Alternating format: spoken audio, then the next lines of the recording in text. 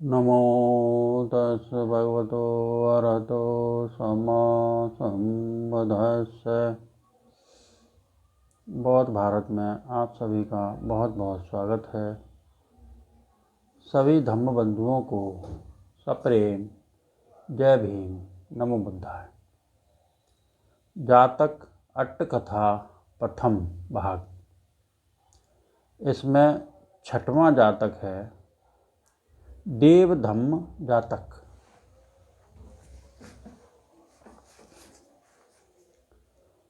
हरि ओतप संपन्ना। यह धर्म देशना भगवान ने जेतपुर में विहार करते समय बहुत सामान रखने वाले एक भिक्षु को आधार बनाकर कहा। वर्तमान कथा। श्रावस्ती निवासी एक गृहस्थ पत्नी की मृत्यु हो जाने पर प्रवज्जित हुआ। उसने प्रवज्जित होने से पहले अपने लिए प्रवेश अग्निशाला भंडार गृह बनवाकर उस भंडारागार को घी चावल आदि से पूर्ण कर लिया था। प्रवज्जित होने पर वह अपने सेवकों को बुलवा उनसे यथारुच भोजन बनवा ग्रहण करता। उसके पास प्रचुर सामान था। रात को दूसरा ओढ़न बिछावन होता, दिन को दूसरा। वह विहार के एक छोर पर रहता था। एक दिन वह चीवर बिछौने आदि को निकालकर परवेण भिक्षु आगार में फैलाकर सुखवा रहा था। उसी समय जनपद देश के बहुत से सेनासनचारी भिक्षु घूमते हुए उस परवेण में पहुँचे। वे चीवर आदि देखकर पूछने लगे, यह किसके हैं? उसने उत्तर दिया, आवसो ये मेरे हैं। आवुस, यह भी चीवर है, यह भी चीवर है, यह भी ओढ़न है, यह भी ओढ़न है, यह भी बिछावन है, यह भी बिछावन है। यह सब तुम्हारे हैं? हाँ, ये सब मेरे हैं। आवुस, भगवान ने अधिक से अधिक 3 चीवरों के रखने की आज्ञा दी है। इस प्रकार के निर्लोभी बुद्ध के धर्म में प्रवज्जित होकर भी तू इतना सामान रखता है। चल, तुझे भगवान के पास ले चलें। कह उसे शास्ता के पास ले गए। शास्ता ने देखकर पूछा, भिक्षुओं, क्यों बलपूर्वक अनिच्छुक इस भिक्षु को लेकर आए हो? भंते, यह भिक्षु बहुत भांड बटोर है, बहुत सामान रखे है। भिक्षु, क्या तू सचमुच बहुत सामान रखता है? भगवान, हाँ सचमुच। भिक्षु, किस कारणात बहुभांडिक हो गया? क्या मैं निर्लोभ, संतोष, एकांत चिंतन और अभ्यास की प्रशंसा नहीं करता? शास्ता का यह कथन सुन वह भिक्षु क्रुद्ध हो तो अच्छा, अब से मैं इस तरह रहूँगा। कह ऊपर पहने चीवर को उतार। परसद मध्य मात्र एक चीवर अंतर्वासधारी होकर खड़ा हो गया।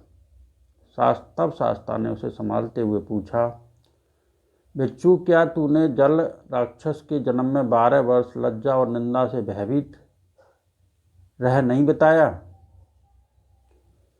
तो अब इस गौरवपूर्ण बुद्ध धर्म में प्रवज्जित होकर चतुर्विध परसद मध्य धारण किए हुए चीवर उतार तू लज्जा एवं भय को क्यों त्याग क्यों स्थित है? वह शास्ता के वचन सुन लज्जा तथा निंदा भय से युक्त उस चीवर को धारण कर शास्ता को प्रणाम करके एक ओर बैठ गया। भिक्षुओं ने भगवान से वह रहस्य प्रकट करने की प्रार्थना की। भगवान ने पूर्व जन्म की कथा कही। अतीत कथा। पूर्व समय में काशी देश के वाराणसी बनारस में नगर में ब्रह्मदत्त राजा था। उस समय बोधसत्व ने उस राजा की पटरानी के गर्भ की कोख में पुनर्जन्म ग्रहण किया। 10वां गर्भ पूर्ण होने पर पुत्र को जन्म दिया। नामकरण के दिन उसका नाम महिषास कुमार रखा। उसके क्रीड़ा योग्य होते खेल कूद करते राजा को एक और भी पुत्र हुआ जिसका नाम चंद्र कुमार रखा गया। लेकिन उसके खेल कूद करते क्रीड़ा योग्य होते समय ही उसकी माता बोधसत्व माता मर गई। राजा ने दूसरी पटरानी बनाई। वह राजा की प्रिया तथा अनुकूल थी। राजा के सहवास से उसे एक पुत्र पैदा हुआ जिसका नाम सूर्य कुमार रखा गया। राजा ने पुत्र को देख संतुष्ट हो कहा, भद्रे, तेरे पुत्र को वर देता हूँ। देवी ने इच्छा होने पर प्राप्त करूँगी। कह वर को अमानत रखा। फिर पुत्र के वयस्क होने पर उसने राजा से कहा, आपने पुत्र जन्म के समय मुझे वर दिया था, अब मेरे पुत्र को राज्य दीजिए। प्रज्वलित अग्निपुंज के समान दीप्त मेरे 2 पुत्र हैं, उन्हें छोड़कर तेरे पुत्र को राज नहीं दे सकता, कह राजा ने निषेध किया। लेकिन रानी द्वारा बार बार याचना करते देख राजा ने सोचा, यह मेरे पुत्रों का बुरा भी सोच सकती है, इसलिए पुत्रों को बुलाकर कहा, तात, मैंने सूर्य कुमार के उत्पन्न होने के समय वर दिया था, अब उसकी माता राज्य मांगती है, मैं उसको देना नहीं चाहता, लेकिन स्त्री जात पापिन होती है, वह तुम्हारी बुराई भी सोच सकती है, इसलिए अभी तुम जंगल में चले जाओ, मेरे निधन के पश्चात आकर कुल के अधीन अपने इस नगर में राज्य करना। यह कह रोते हुए कुमारों के सिरों को चूम उन्हें जंगल में भेज दिया। पिता को प्रणाम कर उन्हें राजप्रासाद से उतरते देख सूर्य कुमार को भी यह बात मालूम हो गई। मैं भी भाइयों के साथ जाऊंगा सोच वह भी उनके साथ निकल पड़ा। वह हिमालय में प्रविष्ट हुए। बोधसत्व ने मार्ग से हट वृक्ष के नीचे बैठ सूर्य कुमार को बुलाकर कहा, तात, सूर्य, इस तालाब पर जाओ, वहाँ नहा पानी पी, हमारे पीने के लिए भी कमल पत्र में पानी ले आओ। उस तालाब को कुबेर वैश्रवण ने एक जल राक्षस को दिया था और उस राक्षस को आदेश दे रखा था कि देव धर्म जानने वालों से अतिरिक्त अन्य कोई भी इस तालाब में उतरेंगे वे सभी तेरे आहार होंगे, तालाब में न उतरने वाले तेरे आहार नहीं होंगे। तब से वह राक्षस जो उस तालाब में उतरते उनसे देव धर्म पूछता, जो न जानते उनको खा जाता था। सूर्य कुमार उस तालाब पर पहुंचा, बिना सोचे विचारे ही उसमें उतरा। राक्षस ने उसे पकड़कर पूछा, तुझे देव धर्म मालूम है? उसने उत्तर दिया, हाँ जानता हूँ, चांद सूर्य देव धर्म है, तू देव धर्म को नहीं जानता क्या? उसने पानी में प्रवेश कर उसे अपने वास स्थान पर ले जाकर रखा। बोधसत्व ने उसे देर करता देख चंद्रकुमार को भेजा। राक्षस दे उसे भी पकड़कर पूछा, तुम्हें देव धर्म मालूम है? हाँ मालूम है, चारों दिशाएं देव धर्म है। राक्षस ने, तू देव धर्म को नहीं जानता क्या? उसे भी पकड़कर वहीं रखा। उसके भी देर करने पर कोई संकट आ गया सोच बोधसत्व स्वयं वहां पहुंच दोनों जनों के प्रवेश पद चिन्ह देख वह यह तालाब राक्षस के अधिकार में होगा सोच तलवार निकाल तीर कमान ले खड़े हो गए। जल राक्षस ने बोधसत्व को पानी में उतरते न देख जंगल में काम करने वाले मनुष्य का रूप धारण कर बोधसत्व ने पूछा, महाशय, मार्ग में शांत तुम इस तालाब में उतर, नहा पानी पी, कमल नाल खा, फूल को धारण कर सुखपूर्वक आगे क्यों नहीं जाते? बोधसत्व ने उसे देख सोचा यह वही यक्ष होगा और जानकर पूछा, क्या तूने मेरे भाइयों को पकड़ रखा है? हाँ मैंने पकड़ रखा है। किस कारण? इस तालाब में उतरने वालों पर मेरा अधिकार है। क्या सब पर अधिकार है? जो देव धर्म जानते हैं उन्हें छोड़ से सब पर अधिकार है। क्या तू देव धर्म जानना चाहता है? यदि चाहता है तो मैं तुमको देव धर्म बताऊंगा। हाँ जानना चाहता हूँ तो कहें, मैं देव धर्म को सुनूंगा। मैं देव धर्म को कहने के लिए तत्पर हूँ, लेकिन मेरा शरीर स्वच्छ नहीं। यक्ष ने बोधसत्व को नहलाया, भोजन कराया, पानी पिलाया, फूल धारण कराया, सुगंधियों का लेप कराया, फिर अलंकृत मंडप मध्य आसन प्रदान किया। बोधसत्व ने आसन पर बैठ यक्ष को पैरों तले के समीप बैठा तो सावधान हो, कान देकर देव धर्म सुनो, कह इस गाथा को कहा। लज्जा और निंदा भय से शुभ कर्मों से युक्त लोगों को शांत और सत्पुरुष देव धर्म कहते हैं। हिरि ओतप्प संपन्ना, हिरि मतलब लज्जा और ओतप्प मतलब निंदा भय से युक्त, इन दो शब्दों में कायिक दुराचार आदि लज्जा बोधक कृत्य हिरि ही हैं। हिरि लज्जा का पर्यायवाची शब्द है और उन्हीं कायिक दुराचार आदि कर्मों से पीड़ित होना तपना ओतप्प है। पाप से उद्विग्न होने का यह पर्यायवाची शब्द है। हिरि लज्जा अंदर से उत्पन्न आंतरिक भाव तथा ओतप्प निंदा भय से उत्पन्न होता है। हिरि लज्जा आत्मजनित भाव और ओतप्प तप्त लोकजनित भाव है। एक का स्वामी मनुष्य स्वयं तथा दूसरे का लोक स्वामी है। हिरि लज्जा भाव बोधक एवं ओतप्प निंदा भय का बोधक है। आत्म प्रतिष्ठा आदि भाव हिरि में और दुष्कर्म जन्य भय निंदा आदि भाव ओतप्प में निहित है। पुरुष में हिरि चार कारणों से उत्पन्न होती है। एक जाति के विचार से, आयु के विचार से, वीरता के विचार से तथा अपनी बहुश्रुतता पांडित के विचार से कैसे प्राणी हिंसादि पाप कर्म ऊंची जात वालों का काम नहीं, यह केवट आदि नीची जातियों का है। जात संपन्न उच्च वर्ग वाले को ऐसा कर्म अनुचित है। इस प्रकार जात का विचार कर प्राणी हिंसादि पाप कर्म न करते हुए हिरि भाव उत्पन्न होता है। पाप कर्म बच्चों का काम है, वयस्क पुरुष के लिए ऐसा करना अनुचित है। इस प्रकार आयु का विचार कर प्राणी हिंसादि पाप न करने से तिर्भाव लज्जा प्रकटता है। पाप कर्म दुर्बल जन का काम है, मुझ जैसे वीर पुरुष के लिए करना अनुचित है। इस प्रकार वीरता सूर भाव के विचार है।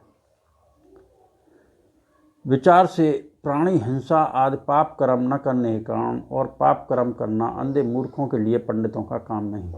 अतः जैसे पंडित बहुश्रुत को यह कर्म करना अनुचित है, इस प्रकार बहुश्रुत भाव का विचार कर प्राणी हिंसा आदि पाप कर्म को न करके हिरि भाव उत्पन्न होता है। इसी प्रकार आंतरिक भाव बोधक हिरि चार कारणों से उत्पन्न होती है और उसको चित्त में स्थापित कर पुरुष पाप कर्म नहीं करता, अतः हिरि अपने अंदर से उत्पन्न होने वाली होती है। ओतप बाहर के कारणों से किस रूप में उत्पन्न होने वाला है। यदि तू पाप कर्म करेगा तो चारों प्रकार की सभा परिषद में निंदा का भागी बनेगा। विज्ञ लोग उसी प्रकार तुम्हारी निंदा करेंगे जैसे नागरिक लोग गंदगी की। सच्चरित्र बिच्छुओं द्वारा त्याग दिए जाने पर हे बिच्छू तू कैसे करेगा, किस प्रकार निर्वाह करोगे।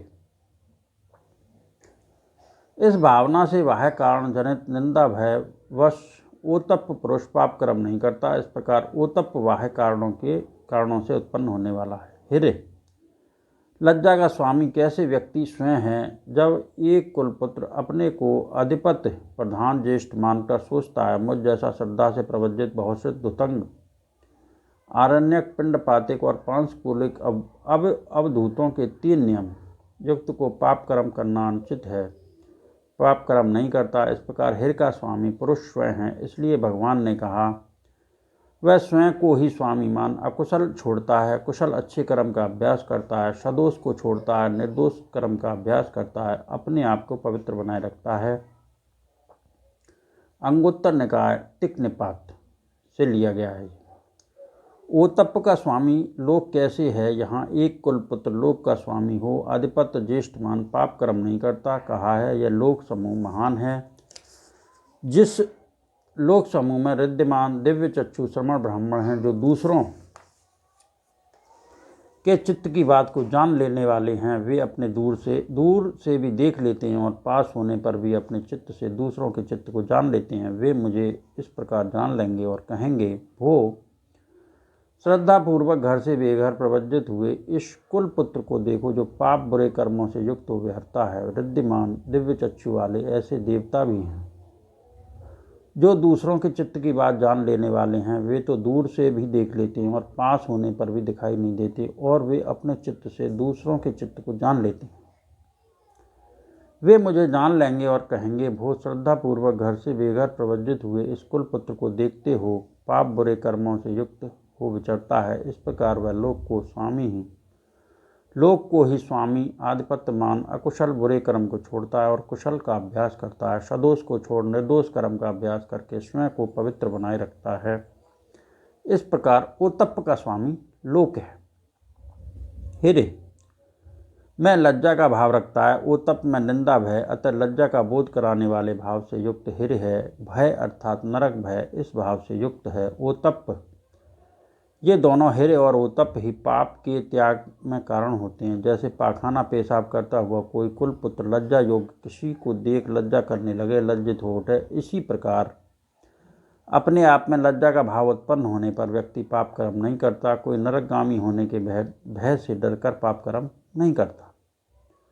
उदाहरण देके भगवान ने समझाया है, जैसे लोहे के 2 गोले में एक शीतल हो लेकिन मल लगा हो, दूसरा उष्ण अंगार वर्ण, उन दोनों में से बुद्धिमान आदमी शीतल को मल लगा रहने के कारण घृणा से नहीं ग्रहण करता, दूसरे को जलने के भय से। इस प्रकार मल लगे रहने के कारण घृणावश शीतल गोला तप्त होने से न ग्रहण करने की शांति, अपने मन में लज्जा उत्पन्न होने से पाप कर्म न करना, और उष्ण गोले को जलने के भय से न ग्रहण करने की भांति नरक के भय से पाप न करना। हिरि का लक्षण आत्मगौरव आदि का भाव, ओतप्प का लक्षण दुष्कर्म करने में भयभीत होना, ये दोनों भी पाप कर्म के त्याग में कारण होते हैं। एक व्यक्ति अपनी जाति जात की महानता का, अपने शास्त्रा की महानता, अपने विरासत की महानता, अपने गुरु भाइयों की महानता का विचार कर इन 4 कारणों से गौरव स्वभाव वाली ही लज्जा के भाव उत्पन्न होने से पाप कर्म नहीं करता। कोई व्यक्ति आत्मनिंदा, परनिंदा होने से, दंड और दुर्गति के भय से, अर्थात इन 4 कारणों से दुष्कर्म जनित पीड़ा, भय रूप ओतप्प भाव के कारण पाप कर्म नहीं करता। यहाँ जात की महानता आदि के विचार तथा आत्मनिंदा आदि के भय का विवेचन विस्तार से कहने योग्य है। इनका विस्तार अंगुत्तर निकाय की अटकथा में आया है। शुक्ल धम्म समाहिता, शुक्ल धर्म समाहिता हिर तथा ओतप्प से प्रेरित कुशल कर्म भले कृत्य का सब शुक्ल धर्म है। वे संक्षेप में चातुर्भूमिक, लौकिक तथा लोकोत्तर धर्म है। इन धर्मों में समाहित समन्नागत युक्त संतो सपुरुषा लोके काय कर्मादि से शांत कृतज्ञता कृतवेदता के कारण शोभायमान पुरुष सत्पुरुष लोक अर्थात संस्कार लोक, सत्य प्राणी लोक, ओकाश स्थान लोक, स्कंद लोक, आयतन लोक, धातु लोक, ये अनेक प्रकार के लोक हैं। सो एक लोक सब सत्वों प्राणियों की स्थिति आहार पर निर्भर है। 18 लोक, 18 धातु लोक जहाँ संस्कार लोक कहा गया है, स्कंद लोक आदि सब उसके संस्कार लोक अंदर ही आ गए। परलोक, देवलोक, मनुष्य लोक आदि के अंतर्गत यह प्राणी सत्व लोक कहा गया है। जहाँ तक चंद्रमा तथा सूर्य प्रकाश से दिशाओं को प्रकाशित करती है, वहाँ तक सहस्र चक्र वाले लोक हैं और ये तुम्हारे वश अधिकार में नहीं। जहाँ ओकाश लोक वर्णित है, उनमें यहाँ यह सत्य लोक अविपरीत है। सत्य लोक में ही जो इस प्रकार के सत्पुरुष होते हैं, वे देव धर्म वाले कहे जाते हैं। देव धम्मति बुच्चरे, देव संभूत देव, उत्पन्न देव, उत्पत्ति देव और विशुद्ध देव 3 प्रकार के होते हैं। महासम्मत काल से जिन जिन राजा राजकुमार आदि को देव कहने की स्वीकृति प्राप्त है, वे संभूति देव हैं। देवलोक में उत्पन्न हुए देव, उत्पत्ति देव, क्षीणाश्रव, अरहंत, विशुद्ध देव ऐसा भी कहा गया है। संभूति देव राजा महारानियों, राजकुमार, उत्पत्ति देव, भूमिदेव से लेकर ऊपर वाले लोक के देव, विशुद्धि देव, बुद्ध, प्रत्येक बुद्ध, क्षीणाश्रव इन देवों के देव हैं। देवधर्म बुच्च का अर्थ कहलाते हैं हिर तथा ओतप्प, यह दोनों कुशल धर्मों के मूल हैं। कुशल कर्म रूपी संपत्ति से देवलोक में उत्पन्न होना और विशुद्धता, इन 3 कारणों से 3 प्रकार के देवों का देवधर्म है। उन देव धर्मों से युक्त मनुष्य भी देवधर्म है। इसलिए व्यक्ति को संकेत कर इस धर्मोपदेश में इन उपधर्मों का उपदेश करते हुए संतो सपुरुषा लोको देव धम्माति बुच्चरे। यक्ष इस धर्म देशना को सुन प्रसन्न हुआ और बोधसत से बोला, पंडित मैं तुम पर प्रसन्न हूँ। एक भाई को लौटा देता हूँ। बोलो किस भाई को लाऊं? छोटे भाई को लाओ।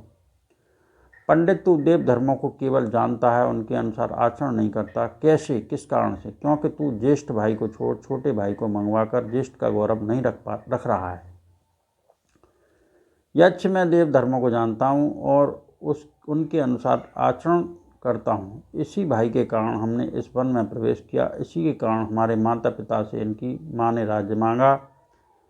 हमारे पिता ने उसे वर न दिया, लेकिन हमारी रक्षा के लिए हमें वनवास की आज्ञा दी। इस स्थिति में इस कुमार को बिना लिए यदि हम लौटेंगे तो उसको जंगल में एक यक्ष ने खा लिया, कहने पर भी कोई विश्वास न करेगा। इसलिए मैं निंदा के भय से भयभीत इसी को मांगता हूँ।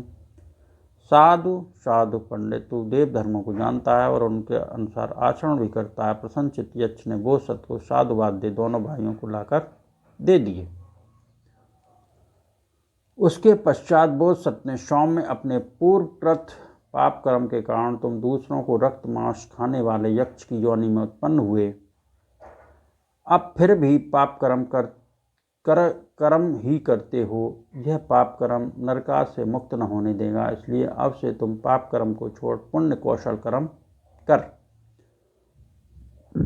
इस प्रकार बोधसत उस यक्ष को संयमित कर उसी की रक्षा में वहीं रहते हुए एक दिन नक्षत्र देख पिता निधन का ज्ञान कर यक्ष को ले यक्ष को साथ ले वे वाराणसी पहुँच राज्य ग्रहण कर चंद्र कुमार को उपराज्य और सूर्य कुमार को सेनापति का स्थान दिया। यक्ष के लिए रमणीय स्थान पर मंदिर आयतन बनवा उसमें प्रतिष्ठित कर दिया, जिससे उसे श्रेष्ठ माला पुण्य और श्रेष्ठ भोजन मिलता रहे। धर्मानुसार राज्य करके वह कर्मानुसार परलोक को गए। शास्त्रा ने इस धर्म उपदेश को उपस्थापित कर आर्य सत्यों को प्रकाशित किया। आर्य सत्यों के प्रकाशनोपरांत भिक्षु श्रोतापद फल में प्रतिष्ठित हुए। सम्यक संबुद्ध ने दोनों कथाएं कह तुलना कर जातक का सारांश प्रस्तुत किया। उस समय का उदक राक्षस इस समय का बहुभांडिक भिक्षु है। सूर्य कुमार इस समय का आनंद, चंद्र कुमार इस समय का सारपुत्र और महिषास कुमार नामक ज्येष्ठ भ्राता तो मैं ही था। देवधम जातक, इन सत्य वचनों से सबका मंगल हो, सबका भला हो, सबका कल्याण हो, संसार के सारे प्राणी सुखी रहें, सुखी रहें, सुखी रहें। साधु साधु साधु।